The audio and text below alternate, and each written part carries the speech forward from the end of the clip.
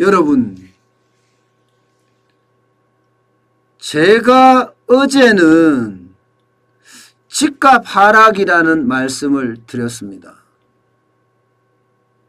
구체적으로 집값이 하락된다 이렇게 말씀드린 것이 아니라 거래가 엄청나게 떨어지고 있다.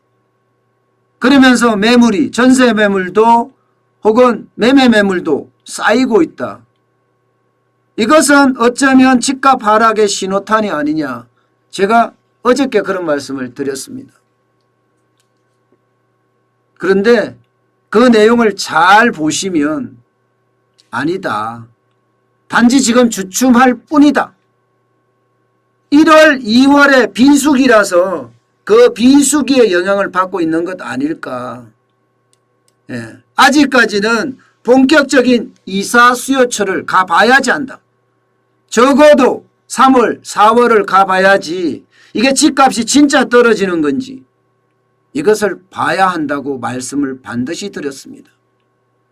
실제로도 올 6월에 종합부동산 세제까지 그전까지 쭉 가봐야지 알 수 있습니다. 예.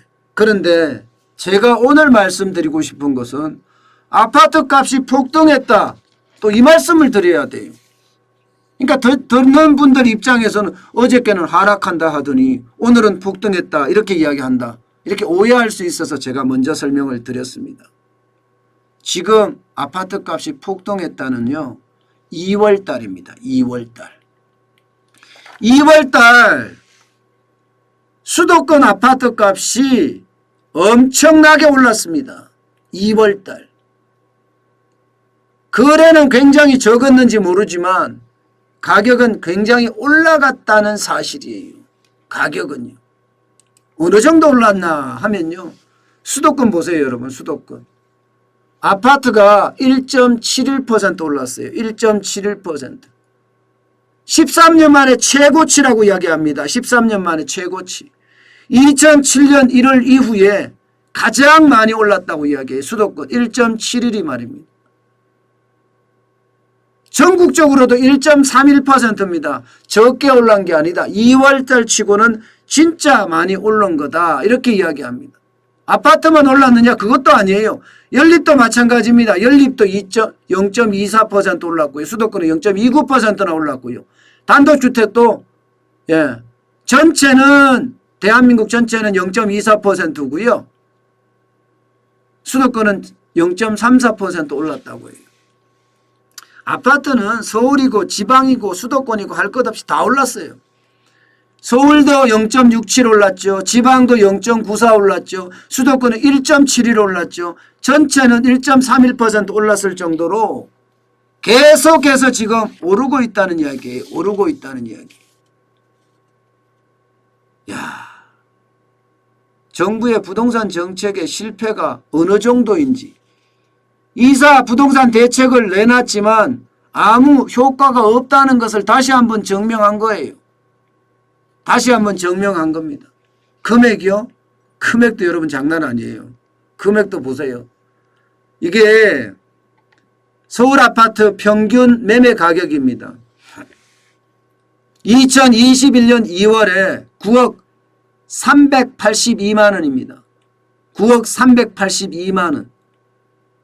예, 엄청 올랐죠. 평균 가격이 그죠? 이제는 9억대까지 갔다는 거예요. 서울 아파트. 그러니까 서울 아파트는 웬만하면 9억이 넘는다. 평균이 9억이 넘으니까.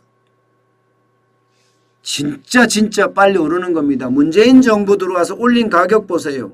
지금 2017년 2월 달에 가격이 5억 6,253만 원이었습니다. 근데 지금은 9억 382만 원이에요. 얼마나 올랐습니까? 얼마나? 문재인 정부가 집값을 이렇게 올린 거예요. 부동산 정책의 대실패입니다. 그런데도 아니라고 자꾸 이야기하고 있으니 그것도 참 깝깝할 노릇이죠. 그죠? 예. 저는 아주 단순하게 봐도 문재인 정부는 부동산 정책 실패했어요. 또 뭐 공공주도 개발 공급폭탄 던진다고 하면서 어떻게 됐습니까? 광명시형에는요. 그 공공주도개발의 대상이었던 주체였던 사람들, 쉽게 말하면 LH 한국토지주택공사 직원들이 거기에 땅을 얼마나 샀는지도 모릅니다. 지금 조금만 조사했는데도 7,000평이나 되고 금액으로 100억까지 간다고 해요. 그 당시가 변창흠 국토교통부 장관이 LH의 사장으로 재직했던 시절입니다. 이건 도덕적 해이도 심각하죠. 그들은 광명시형에 미리 투자해놓고 알박기 해놓고 한탕을 노렸던 겁니다. 이게 정보가 없이 가능했을까요? 정보가 없이? 저는요. 결국 말입니다. 부동산 정책은 완전한 대실패라고 생각을 합니다. 이제 공공주도개발도 아마 생각만큼 그렇게 쉽게 가지 못할 거예요. 지금 광명시형에만 그런 일이 발생됐을까요? 나머지 5개 신도시는 3기 신도시 중에 5개 지역은 어떨까요? 거기도 먼저 투자해 놓는 거 혹시 아닐까요? 만약에 그렇다고 하면요. 이거는요. 부동산 정책에 대한 엄청난